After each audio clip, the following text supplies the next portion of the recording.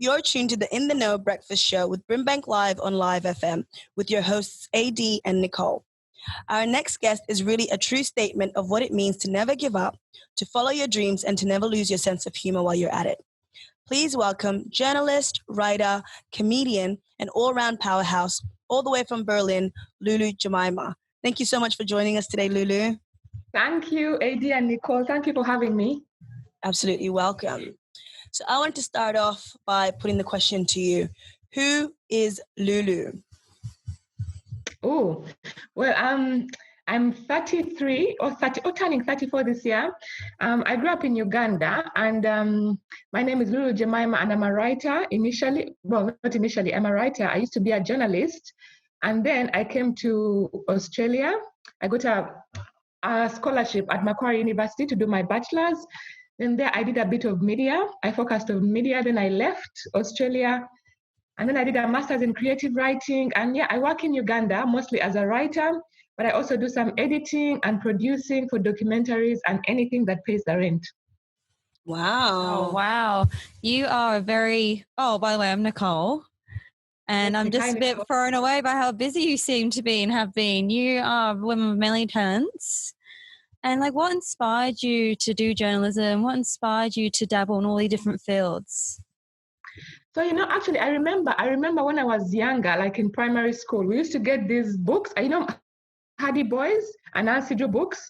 But I had an auntie who lived in the UK, and I was in primary school, and most of my classmates didn't have these books. So what I would do, because I didn't want to share the books, is I would rewrite my version of the book and make myself Nancy Drew or both the Hardy Boys, and then I would read them out in class to my classmates, And then there's a time I remember, like every break time or lunch time, they would wait for me to read out these stories. And I think from a very early on age, I learned how to tell stories. And also I was a firstborn, so our parents would leave us chores at home. And what I would do to get my siblings to do my share of the work is I would tell them stories, Like I say, oh, do you want to wash the dishes while I tell you the story? Do you want to mop the house while I tell you the story? So I think that was my introduction to writing. And then I remember my sister was reminding me that in school, in primary school, I was really, I don't want to say the word dumb, but, I was like bottom of the class, like bottom 5 of the class, But then we're like hundreds of kids in the school, like maybe 600 or something. And then I went to a private school, which my parents could barely afford, but it helped me because we're a much smaller class. It helped for the teachers to know that my strength was only in English. Like the rest of it didn't matter. So yeah, I think then I got this interest in writing. Wow. And you've done a lot. You've been to a lot of places. You've seen a lot of things. You've experienced many things. Can you tell me some of the highlights of your life so far or of your career so far? The highlights. Ooh, I think, let's see, when I was 18, was I 18 or 17, just after high school, one of my biggest highlights is I was hanging out with my best friend, as you do in a school vacation. I didn't have lots to do. And then there was this journalist who came over on a motorbike, He came over on a motorbike and he was doing a story because in the area where we lived, there hadn't been water, like running water for ages. We didn't even notice. We just used to fetch water. It was fun as kids. Anyway, he came to report about how there wasn't water in the area. And then I told him I always wanted to be a writer. And he gave me just the address. He used to work for the Observer, like a weekly paper. And he said, come over and talk to the editor. It was one of the scariest things I had ever done. I was just waiting to go to university. I didn't know what I was writing about. So I go over and then they gave me an opportunity to write. It was like one of the dumbest stories. I can't even remember, but something like what we get up to in our school vacation. And I remember first seeing my name in print, and so many things have happened since. But for me, that is one of the biggest highlights. It was like a validation. I mean, it was like a really small paper compared to the rest, but it was one of the 3 main papers, I don't even remember what I wrote, to be honest, but just seeing my name in a national paper, I'm like, what? I can do anything that I want. And then the other highlight for me was getting a scholarship to Macquarie. Again, and these things tend to happen when you're kind of like in a slump, isn't it? Because I had worked as a freelance journalist in Uganda for so long, barely earning money. I had tried to move to Rwanda, then I had gotten another job, and my life was kind of directionless, And then I had met an Australian journalist in Rwanda when I was working there. His name was called Shant, and he later turned out to be my friend. And he told me to apply to Australia. I have to say, I barely knew anything about the country, And so he's telling me all these things. And then when I applied and got the scholarship, that's another highlight, like a fully paid scholarship to come to a country. It was so far. And apart from Shant, I didn't know anyone, and I had been applying for scholarships for years, like in the States and in the UK, and I kept getting like half offers. So that was the first full offer. And then getting into Oxford was another highlight. Nice. Well, it's so exciting. Oxford as well. You just see in the movies, and it's such a profound and such an amazing college to get into. So other than journalism, what else would you say are your favorite things to do? What else are you interested in, and what other career paths have you taken as well as journalism? Okay. So apart from journalism, I try to, I would love to say that I tried to do theater by acting, but that was in Melbourne, So I'd go to all these amateur theater groups, like really nothing. But then I would act my heart out. It is something, and also comedy. It's something that I do, but the audience has to be right. Like no one can know me there, If I did comedy in Uganda, I don't think I'd be as good at it because it's a whole other different audience, Like if I went there and I talked about Australia, I don't think it would be as funny, but there's something about Melbourne and even in the UK that there are these pockets where you can just go and get on a stage and just tell us, and I don't even have to be funny. I can just tell a story about Uganda. So that's one of the things that I really love. And then, so before Australia, I was a media consultant for IOM, which does the migration bit of the UN. But it was one of the best jobs I had ever had, career-wise, like with money. But it was also one of the most disheartening. I don't want to say this about the organization, but you hear the UN particularly, and you think they're moving and shifting, and they do have challenges. A lot of it comes down to paperwork. You have to sign 100 documents before you do something. So I think for me, that's when I decided to leave and study. I thought that it was the job that I loved, but then I made the least impact, if that makes sense. Wow, and being a comedian as well, being on stage, making people laugh, that must be pretty scary. And what made you want to do it? What made you want to put yourself on the stage, tell some jokes? Well, to be honest, I say comedian, but it's I should really say amateur comedian. I'm talking, Please. That's one of the things. No, but that's one of the things that is really encouraging, isn't it? Is that I think what happens is one of the reasons when I came to Australia, a lot of experiences were new for me, And I spent the first year being so scared. I think AD knows this story. I had never used a washing machine. I had never been on a train. I didn't even know how to use the vending. I would call all my friends, teach me how to use a vending machine. And I had all these new experiences. So my first year was really, really scary, Then I met AD and other people. And then in the second year, I said, you know what? I'm going to embrace all experiences. And there's this event. It's called the Moth. And the Moth is just a live storytelling event, So I went there. Amber was in the car. I was dating someone at the time. And then I hear, live storytelling. And I had honestly just gone to attend it. Then people start telling their stories. And I'm like, I have stories to tell. And I was so scared. I was shaking so much. But then I go on and then I tell a silly story about my encounter with the cat. And this is the thing about comedy and stuff like that. It's it's a kind of, I don't want to say validation, but comedians and that space is one of the warmest, most embracing spaces you can have, People are going to laugh, people are going to encourage you when you stumble, people are going to clap. So I think for me, that's one of the best things about it. It's also like writing, but writing in the head, Yeah, definitely. And I did listen to your Moth stories and it was brilliant, hilarious, really insightful. And you're like, wow, how is someone so brilliant that's about to go to Oxford saying that she's never used a washing machine before, people are like, whoa. But no, it's really nice to hear those contrasts from different people. Yeah, thank you. Yeah, so I'm sure you've had, lots of ups and downs and some setbacks coming to Australia, even just studying, all of your firsts that you spoke of. Yeah. When things were tough, when times were tough, can you tell us what kept you going? Well, I think, so basically coming from Uganda, people ask me all the time, where would you rather live, Uganda or abroad? And I really don't know. The thing about coming from Uganda is that there's such a strong support network, I was thinking the other day, I was here and I ran out of eggs. Normally, I went to my phone just automatically, because normally I'll just message my neighbor. I'm like, can I come over for some eggs, like your friends and family. So when I went to Australia, it was really difficult. Like, I made new friends and I had support, but suddenly, like, I had to make an appointment to see a friend, like such strange things. I mean, now it makes sense. Like, now I'm the kind of person who I'm like, oh, call me on Tuesday. But before, it was just being taken into two completely different worlds. And I think there's something for me about fear. When I'm really scared, I get so scared that at some point it's like, well, there's nowhere else to go. Either you get up and you fix this, or like really, I get so scared, I freeze, I go through all the motions. Sometimes I drink a little bit, and then eventually, like, a stillness comes over me. It's like, okay, what are you going to do? So my two motivations, and my best friend hates this, is fear and anger. Like, if I feel like I've had some injustice done to me, I will fight.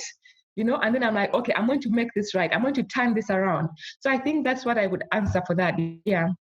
You're definitely a fighter, for sure. You fought your way into not letting them kick you out. You done your GoFund page, that we've done a bit of research on you, not a stalker or anything.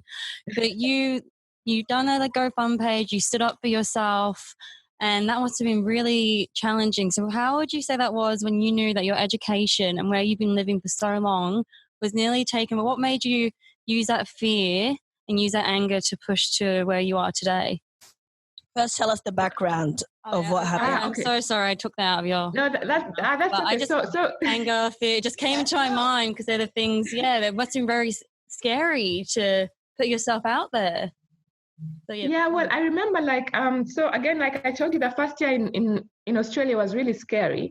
And one of the things that happened is it affected my grades, For example, you can imagine in Uganda, we came to really studying from like chalk and board. Suddenly all the lessons are from the internet, and we had these things called tutorial. I hated tutorials. Now you can imagine, like in Uganda, I had been used to like being a journalist and talking to people and even like doing journalist trainings, right? But then there was something about, suddenly I was aware of my accent, like accent. I didn't know how much accent ties into identity. Suddenly I sound so different. And there's nothing that people used to say, what did you say? And they used to laugh at my accent, not in a mean way, but they used to say, oh, that is so cute. She says burger instead of burger, whatever it's called, And then what happened is the more I opened up myself, the more I went back into my shell. Anyway, after that first year, one of the things that happened is my grades kind of dropped below what was expected, for the scholarship. And what they do is that they kick you out or something like that. They send you off the scholarship. But then I went and I asked them, and then they kept me on, and then my grades improved, and I did really, really well. And then after, in Australia, you get like a year after your undergraduate to stay in the country and either work or apply for, another degree. So I moved to Melbourne, and then my confidence was skyrocketed. That's when I started to do like properly, like try comedy. I was helping people with theater. I was just writing. Meanwhile, this whole time I'm cleaning people's houses. And for me, there's a certain poetry to that, like I was doing the most menial jobs, but it was so fulfilling for me because of all these things that I was doing, And then I applied for a visa, Australian visa. And up to now, to be honest, it's still confusing. So they say that you have to have an English language test, when you apply for this extension.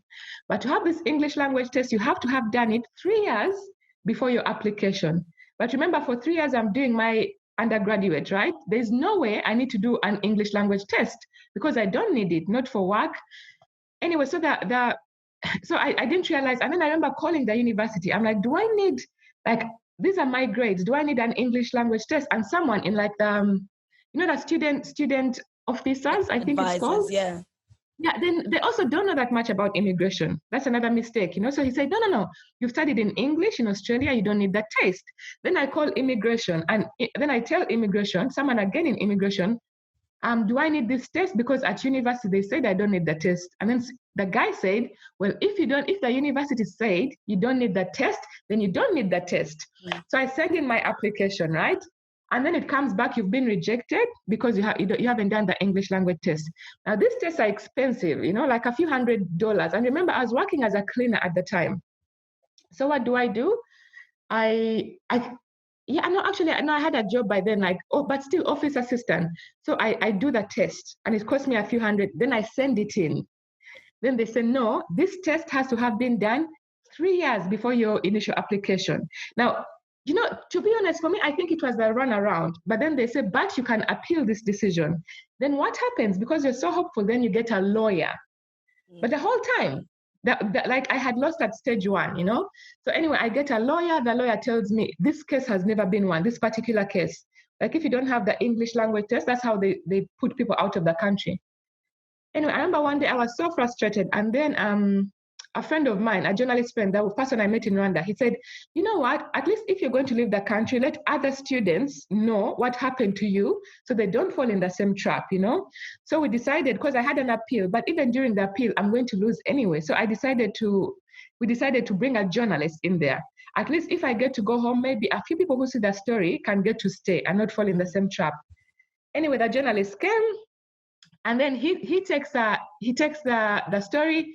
And I remember he called me to take some photos, and I was in this African dress, like just bright flower, and I rarely wear those dresses. And I'm holding my face, like very ironically, like a poor African child. And then the story becomes big and big. Then next thing I'm invited to be on TV, But then someone gets a hand of the story in Uganda. Now that's a whole other audience. They're like, how could she embarrass us? Why would she wear that dress? Why is she holding her face? Is she starving in Australia? Come back home. Why do you keep begging white people for stuff? Like it was like 2 different worlds, So anyway, so this is the thing about living 2 different worlds. But then what happened? Eventually, I fought to stay.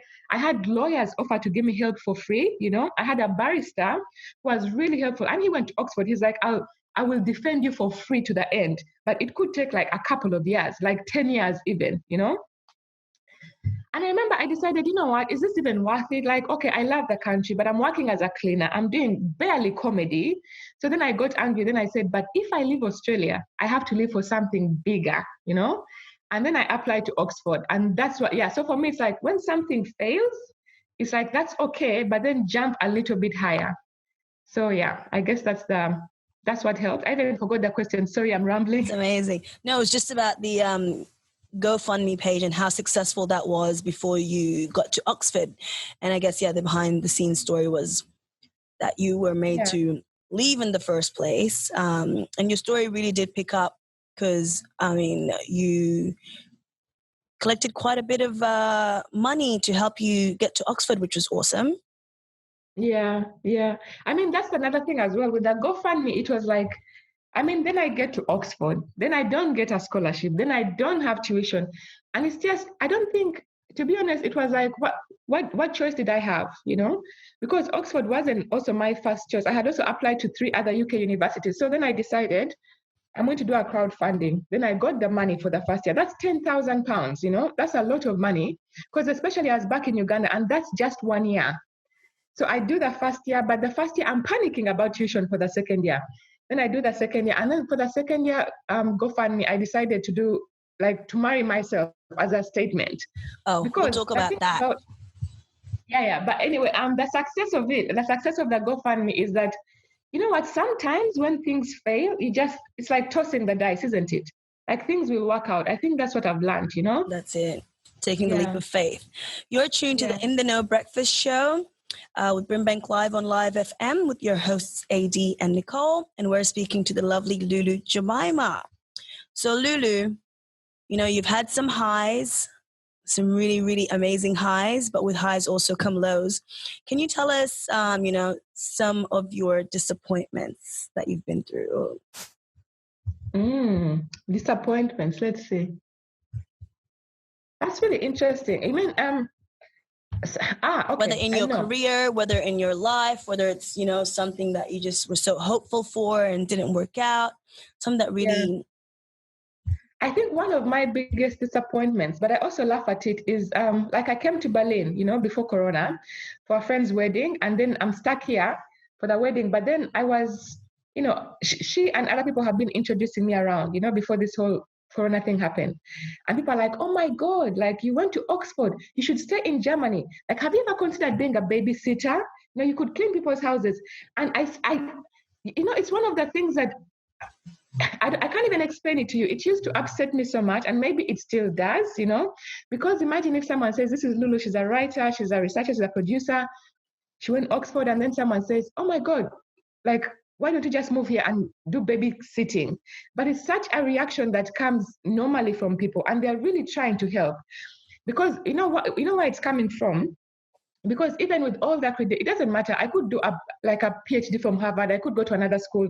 It doesn't matter. When it comes to immigration, my passport is such a disadvantage, So people, when they tell me this, they're just telling me, come in as a cleaner, find your way, and then we'll hook you up, Because it's not like I can just apply for a job in Australia. I have been there and then come, So I think that's one of the things that disappoints me so much, because sometimes at home, like I can work at home, but then I don't get the money that maybe I deserve, I don't get the opportunities. I can't just walk into like a room and perform comedy. When I think of coming abroad, I have to make up all these stories, like coming for a wedding, I think that's one of the things that, I haven't quite managed to work around. Yeah, it would be hard working so hard and knowing that you're such a smart, intelligent woman, and people would just be like, oh, cleaner. It's like, well, I didn't go to Oxford to learn how to spray white. So with everything that you've gone through, as well as uni, as well as people bringing you down, has that ever given you a bit of a setback in yourself? A setback? Was it kind of pushed you to keep on fighting and kind of prove people wrong? That you're more than what they see, even though you are so incredibly smart. But does that make you, those setbacks kind of make you want to push a bit more? Yes, but after a while, what happens is sometimes people push against you and you don't know how far you're going, but then you get the strength from that. But I think for me, so after the first year of Oxford, and after I had done the second crowdfunding, and I had done this merge thing and people had teased me, I remember I was going home, and I won't get into this too much. I remember I was going home, but then I got attacked by bordermen. So bordermen are like transport guys on motorbikes, So I was going home and I had just had a lovely time. I had had a few drinks. It was 10 in the morning, and then 3 men attacked me, and it was so gruesome. Like one of them sat on my chest. They took, first of all, when they attacked me. So I was on one bike going home. Then another bike followed me with the rider and the passenger. But then he came close and then they grabbed my bag. And one of the things I gave them was everything I had. Because I remember I was doing some research for university. I had my laptop, my recorder, I had everything, and I gave them my bag. I'm like, please don't hurt me. I gave them my money. I gave them my phone. So for me, what was really shocking is after that, the guy came and he put me in like a chokehold, and he sat on my chest and he was strangling me. Like I almost, had he done it for maybe a minute longer, I would have died. And I remember, so in Uganda, because that happens quite often, people get attacked. My mom has had the same exact thing, And in Uganda, there was a sense of Lulu, but you're lucky you're alive. But you're lucky. We don't tend to dwell so much, You're lucky. And for me, I didn't realize how that affected me. Mm-hmm. And I think the whole of my second year at Oxford, I had that weighing on me. There's a certain kind of fear that it doesn't matter if it's a man or woman, when they invade your personal space, that's the only road I have to take every day on my way home. I couldn't afford to leave, to move house. And there's a certain kind of invasion that I think until maybe a few months ago, when I really started to talk about, now, even when I started to talk about it, I kind of rushed over the details. But I think, to be honest, I couldn't get up from that. My grades suffered. I mean, I still passed at Oxford. I know I could have done much better, But suddenly, there was fear everywhere. I would sit down and do my assignments, and I'm scared about doing a good job, I would go on a date, and I'm scared about impressing a guy. It's like my whole life changed. And those 3 men, they took that away from me, They took some kind of fight away from me. So, but also it's a fear that kind of eventually I'm like, you know what, you'll be okay. And now I know that it won't go away for a long time, Literally almost a year later, it happened to my mom. My mom is almost 60. A man threw her on the ground and tried to strangle her. So it's okay, now I understand. People have different coping mechanisms. And now I'm kind of gentler on myself. Wow. And that is an ordeal that nobody should have to go through. I'm so sorry to hear that. Thank you so much for sharing that with us. Yeah, it's okay. So you definitely are a fighter, from knowing you personally and from just, the way you hold yourself now. Did that, your strength and being so independent as a woman, did that have a lot to do with, getting married to yourself? You got to tell us about that. We want to hear about that. Yeah, well, I think, to be honest, I think that independence came before that, So Uganda is such a, I don't want to say patriarchal society, but marriage is really important, especially as a woman. As soon as you hit 30, people are praying for you to get married. People are like, introducing men to you. And I'm sure the culture is not just in Uganda. But like I said, imagine I'm going through all these things. I'm trying to get money for school. And people are saying, but Lulu, why are you studying so much? When will you find a man? Men don't like overly educated women. And again, this is a very small portion, but it's the portion that's the loudest, like the person taking you home, the taxi person, the random auntie. And then it was my birthday. And I'm like, okay, this marriage thing has started to become like noise in my head, I said, I want to study. People want me to get married. It's my birthday. I can do both, It started off as a joke. I'm like, I'm going to marry myself. I'll wear the gown. I'll cut the cake. I'll wear the ring. And then maybe people will stop asking me, about this. And to be honest, initially, it did not start as like, the whole idea wasn't to crowdfund, but then the whole idea, then later I'm like, actually, this is my identity, People want me to get married. Right now, I'm just starting to like love myself and love school. Really, guys, like I had such a blast. I wore my dress, people cheered, I made a speech to commit to myself, Then later, when people heard about that story, when I put it on the crowdfunding page, then people actually paid for me to go to school, Then I was able to crowdfund like another 10,000 euros. I mean, not euros, pounds, sorry, to go to school. And then I realized, because I used to worry about like, oh my God, will I find a man? Am I too wild? But not a man to marry, like just like a companion who's, just as ambitious, but not too like crowding my space. And when I did that, I realized that it doesn't even matter, The people who came behind me, like all the people who crowdfunded for me, I'm like, that's my relationship. If a man comes along, he's just a plus. Yeah. That's it. How was the honeymoon? Did you go anywhere special? I mean, every day is a honeymoon. I remember like a year later, it was like when it came up on my birthday, it was like, oh, it's my anniversary. There was something very, very soft about it. I mean, it was ideally like initially a joke, but there was something very like, you know what? I'm going to accept myself. And I think actually, so the attack of the one I told you before came after. I don't think I would have survived it as much because I had such self-worth suddenly. But I have to tell you though, in Uganda, the response was really, really great, but not from everyone, even internationally. On Facebook, some people were calling me crazy. Some people were saying I should get like psychiatric help. Some people thought I was like a lesbian, trying to hide the fact that I'm a lesbian by marrying myself. I mean, I don't know how that makes sense. Like, I'm going to marry myself to hide that I'm a lesbian. All these things were happening, So, and it's so funny because you always remember the bad comments, isn't it? It's true. And it took me a long time to be like, what, it doesn't matter. I had a good time. I have very supportive friends and yeah.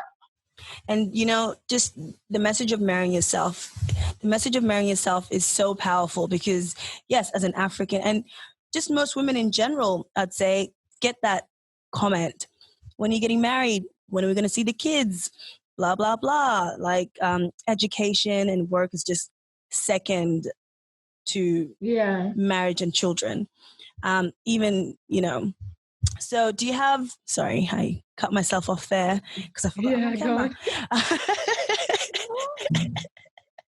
camera. So with all of that, do you have a message, to other women who may be afraid to stand up for what they believe in or to follow their dreams, follow what they love and what they want in their life? What would you say to them?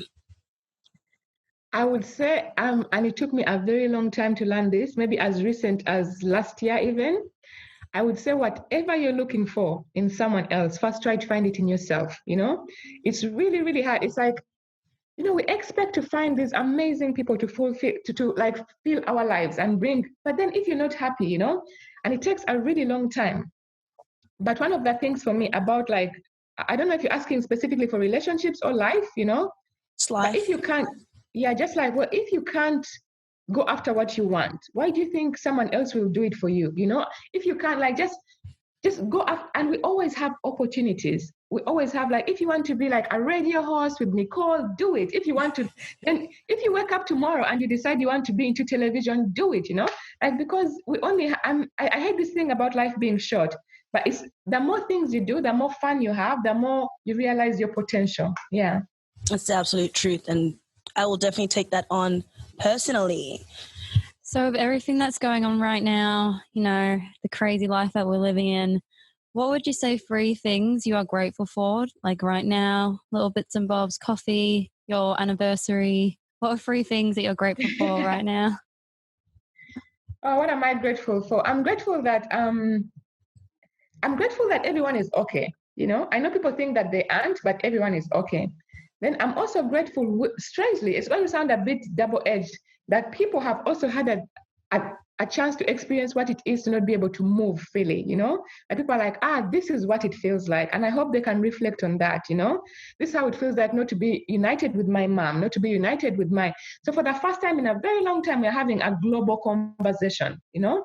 Like what's happening in Italy is affecting people in Uganda, it's happening in Congo and Egypt. So I'm really glad for that. But also, you know what? It's like I'm also glad that now I can be lazy sometimes without being like judged for it, you know? Like if you wake up and you're in your pajamas, it's like, oh, it's Corona, you know? So it's just taking things away. Yeah, just taking things as they come, you know?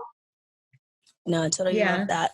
Thank you so much. You were tuned into the In the Know Breakfast Show with BRIMBANK Live on Live FM with your hosts AD and Nicole. And we had our lovely guest, writer, journalist, comedian, all the way from Berlin, Lulu Jemimah. Thank you so much for joining us today. Thank you so much. Thank you.